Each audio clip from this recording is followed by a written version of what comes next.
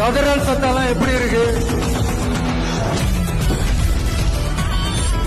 ஆள்றவங்கன்னு சொல்றோம், ஸ்டேட்ல ஆள்றவங்கன்னு பேசுறோம். அப்புறம் என்ன பேரை சொல்ல எனக்கு புரியலையே. ஏன்ச்சி தமிழ்நாடு தமிழர்கள்னாலே அலர்ச்சி. நான் ஒரு படத்துல சொல்லுவேனே, லியோவை பார்க்கணும். உங்க ஆட்சியை பத்தி கேள்வி கேட்டா மட்டும் ஏன் சார் உங்களுக்கு இவ்வளவு கோபம் வருது? ஆனா தமிழ்நாட்டுக்கு பட்ஜெட்ல நிதி ஒதுக்க மாட்டேங்கிறீங்க. நேற்று வந்தவெல்லாம் முதலமைச்சர் ஆகணும்னு கனவு காண்றான்னு சொல்றீங்க. ஏன்னா தமிழ்நாடு பல பேருக்கு தண்ணி காட்டின ஸ்டேட் சார். பார்த்து செய்யுங்க சார், மறந்துடாதீங்க சார். 2 பேருக்கு நடுவுல தான் போட்டியே.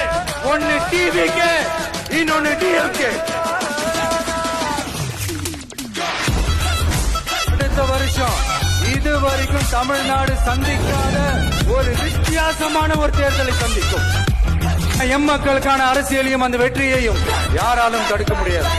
அப்படி தடுக்கணும்னு நினைக்கிறவங்களோட கனவு ஒரு நாளும் மெய்ப்படாது. கான்பிடண்டா இருங்க, நல்லதே நடக்கும், வெற்றி நிச்சயம்.